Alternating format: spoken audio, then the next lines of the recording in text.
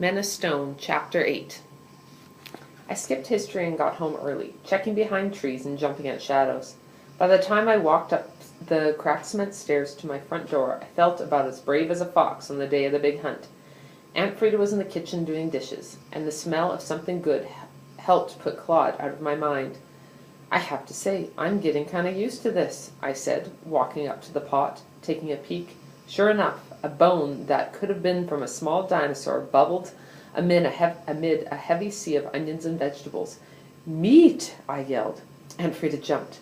"Sorry, it's not exactly a familiar sight." "I've noticed," she said, returning to the dishes. "How did they expect a boy to grow without meat?" Lack of meat. Maybe that's my problem," I said, picking up a tea towel.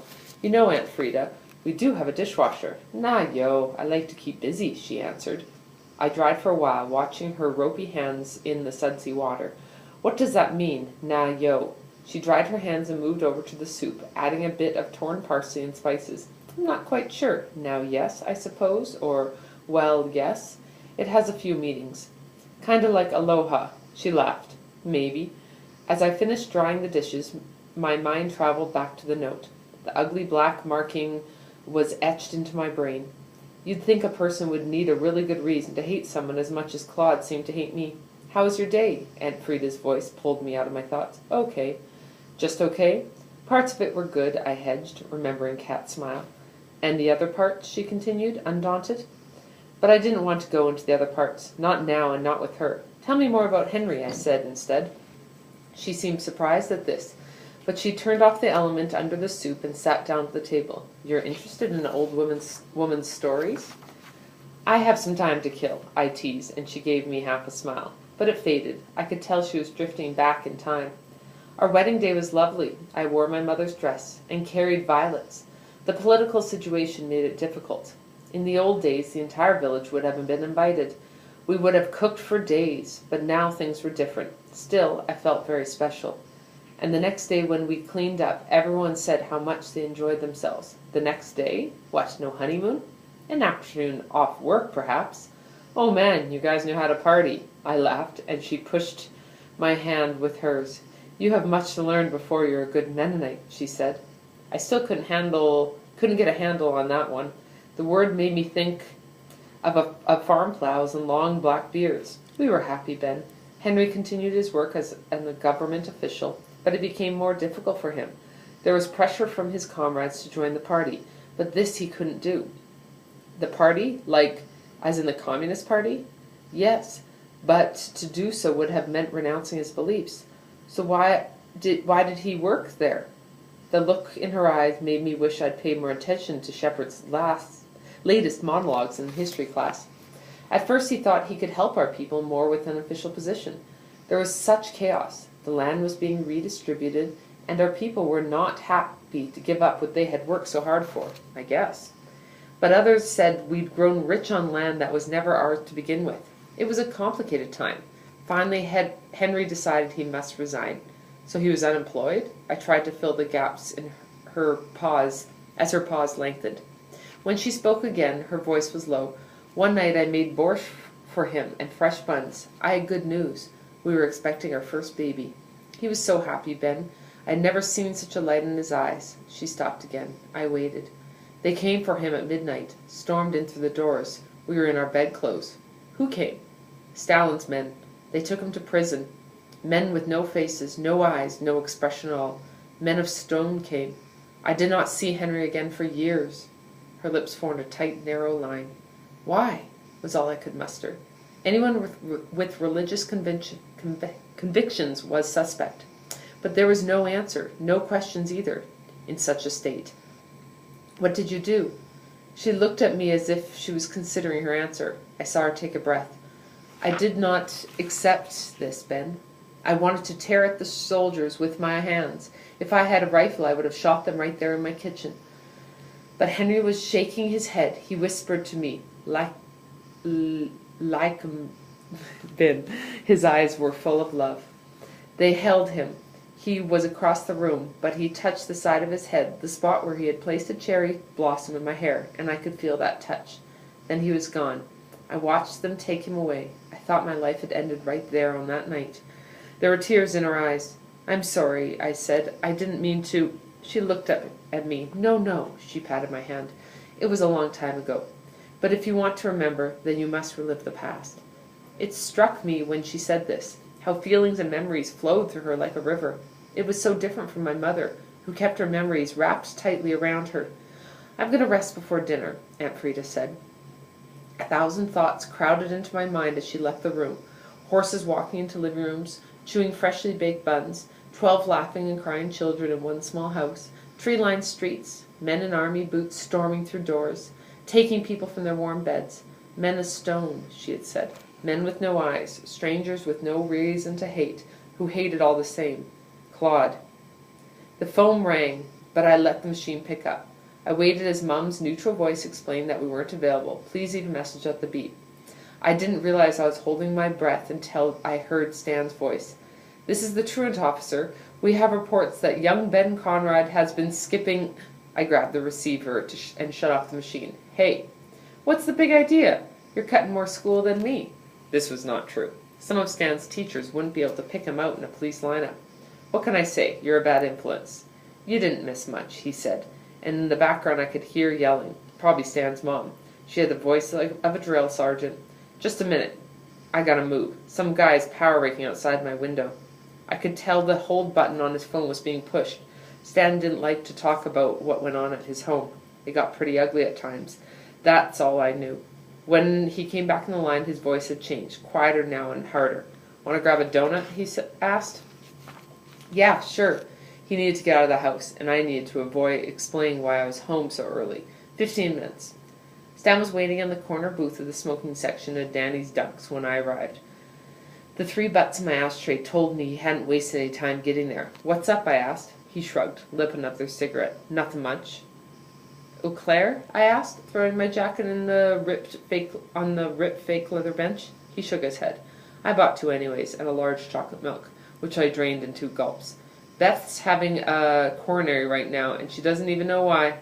I joked, taking a bite of one of the cream-filled donuts, but Stan didn't respond. Things must be bad for him not want to talk about Beth.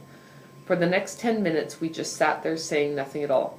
You sure you don't want it? I finally asked, pointing at the remaining Eau Claire. Nah, he said, blowing a long stream of blue smoke above my head.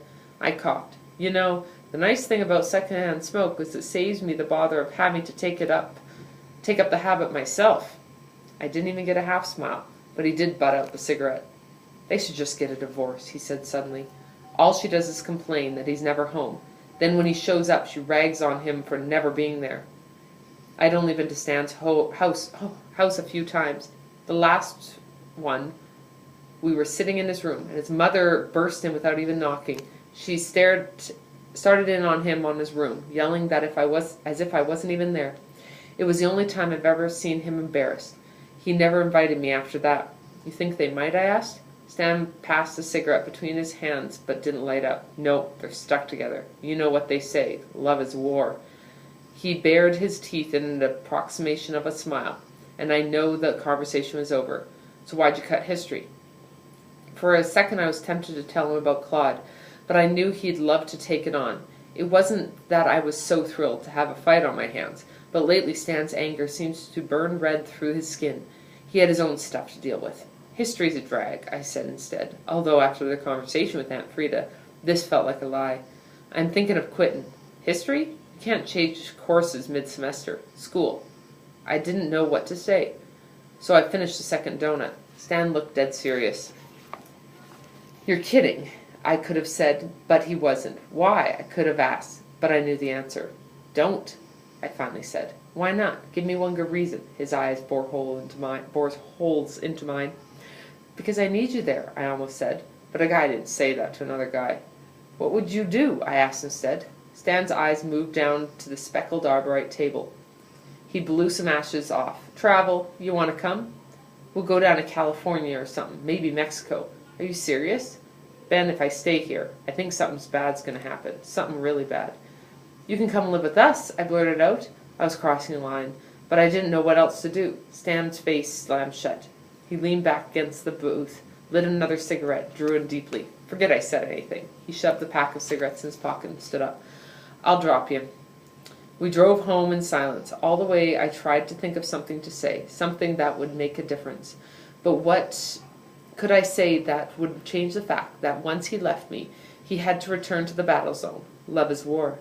Stan's mum was wacko. My dad was dead. Stan's dad was there, but not really there. Kind of like my mom.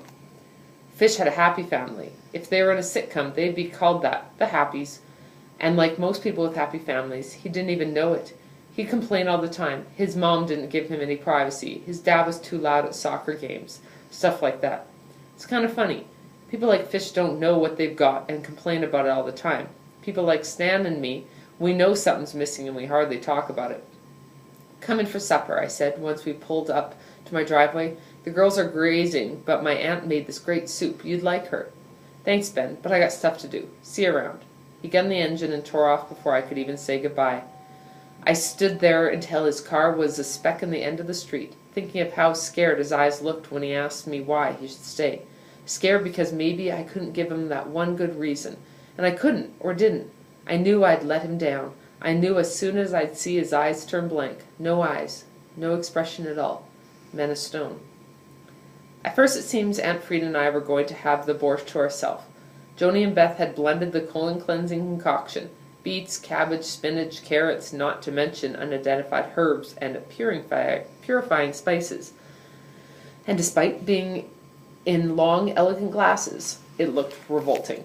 Mad was the first to glance longingly at our steaming bowls.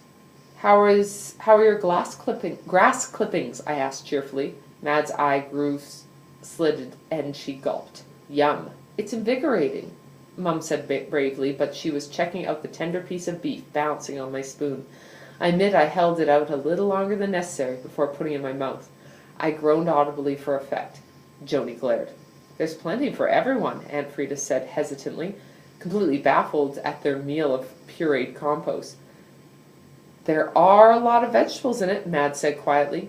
Maybe just a little taste, Mum said, dipping her spoon into my bowl. Hey, I said, pulling it out of reach, what about your colon? She ignored me and went to the cupboard for a bowl. Mad followed, and the two of them helped themselves to a taste, a full bowl each. This is wonderful, Aunt Frida. You should try it, Beth, Mad encouraged. I do have soup class coming up, Beth hesitated, looking at Joni. Maybe I should just try. Professional courtesy. She jumped up and filled the bowl. Joni kept drinking her compost stubbornly until she finally drained the glass and left the room. Aunt Frida looked concerned.